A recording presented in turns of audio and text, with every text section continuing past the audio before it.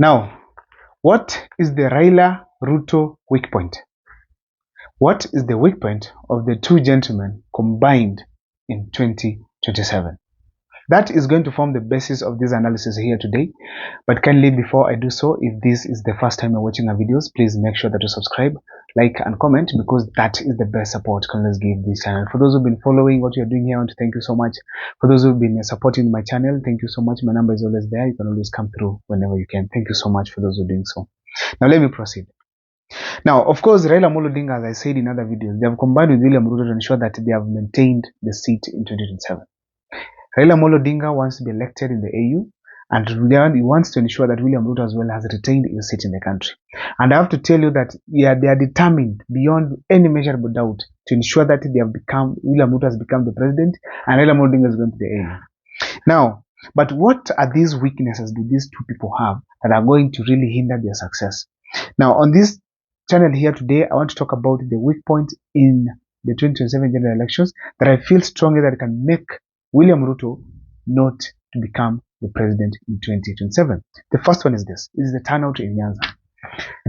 We all know that the Nyanza, in particular the Luo Nyanza, those guys are very much aggressive when it comes to demonstrations. They're very, in terms of even they're very vocal when it comes to the Kenyan politics. They have played a self-control when it comes to the airing the issues to do with their constitution and everything else. But when it comes to the turning out on voting and the registration of voters, they're very poor. When Raila Odinga came on in 2022 to vie for presidency, that is the time we expected even at least 99% turnout of the registered voters. But as we speak, not even 70% turned out to vote for Raila Odinga. And how many votes did Raila Odinga lose to William Ruto? 250,000 votes. Now, if these people could have come out strongly to vote for Raila Odinga, it could be the president right now. It could be the president.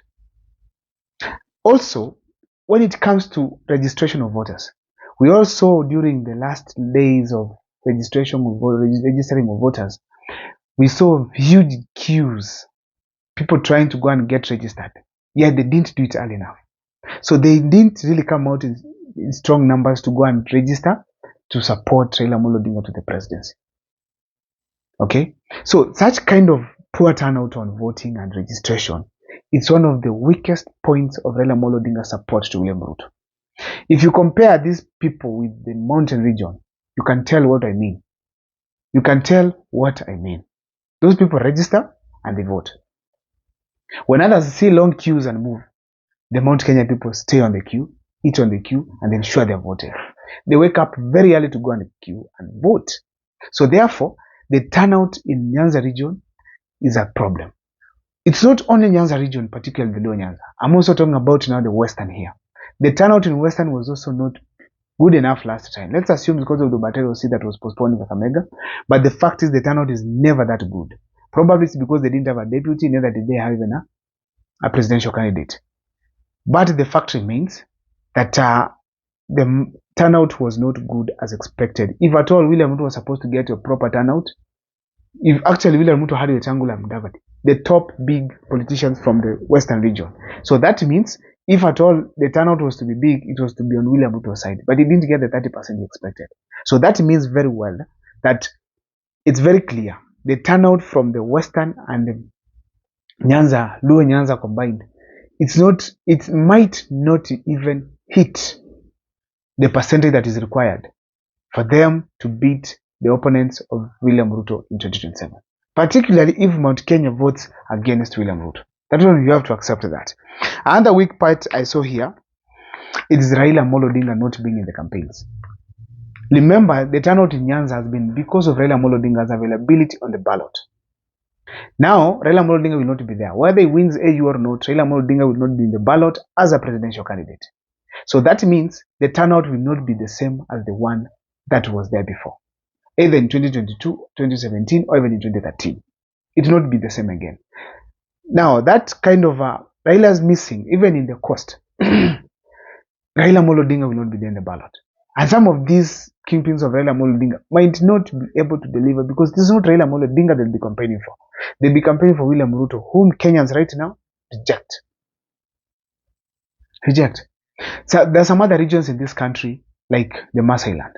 People who also turn out to vote because Raila Odinga is in the ballot. Now, he will not be there.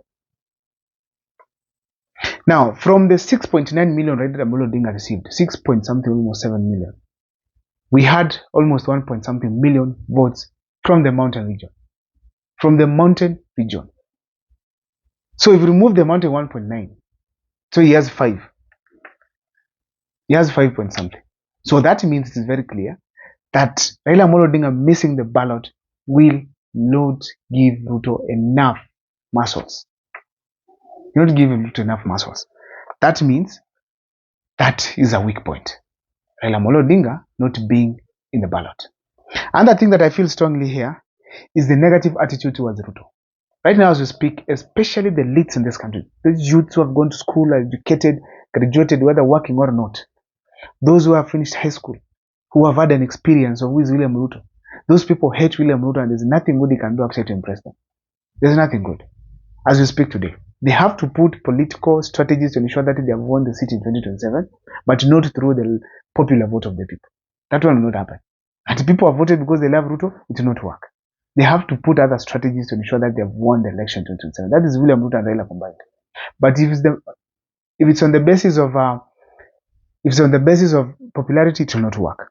So this negative attitude, it's one of the weakest point again William Ruto and Raila Odinga have combined. Why am I saying so? It's because people going to vote for William Ruto with all these experiences that we have had as a country, it will not be a good thing. It will not be an easy thing.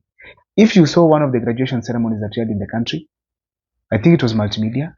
The moment somebody spoke there that greetings from William Ruto, that's how the graduates said no at Turkey. So that means very well that people, especially youths, are anti-William Ruto. Right now, even down the same way William Ruto spread the Hustler thing, the hatred has as well spread the same.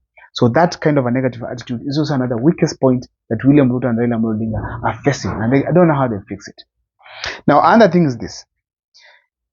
Youths of Kenya have already made a choice. Whether we like it or not, the youths of this country have decided that they are not going to vote for William Ruto. I've always opined on this show that the Gen Zs and the millennials, particularly the Gen Zs, these are people who know exactly what they want. When they were telling William Ruto, bring this kind of cabinet secretaries on board, William Ruto ignored. When they gave those conditions, they were very clear and good conditions for any leader who could have who was sober enough to adopt. They could have been the best ones, because when they said bring someone who is corrupt free, people are technocrats, people are able to deliver, people also have been scrutinized very well that they are good to serve in the public. Now William Ruto ignored that. Instead he turned Kipchumba Murkomen. And right now you can see sports, there's nothing significant that is happening. There's nothing good that is happening. Just stories right, left and center. So therefore, it's very clear. It's very clear that the youths of this country have already made a decision against William Ruto. To convince these youths to turn and vote for William Ruto in 2027, it will not be possible. It will not be possible because people have been killed. People have undergone various challenges. People have been abducted. That is a clear picture that shows William Ruto is an enemy of the youths of this country, because those who have been killed are youths. Those who have been abducted, most of them are youths.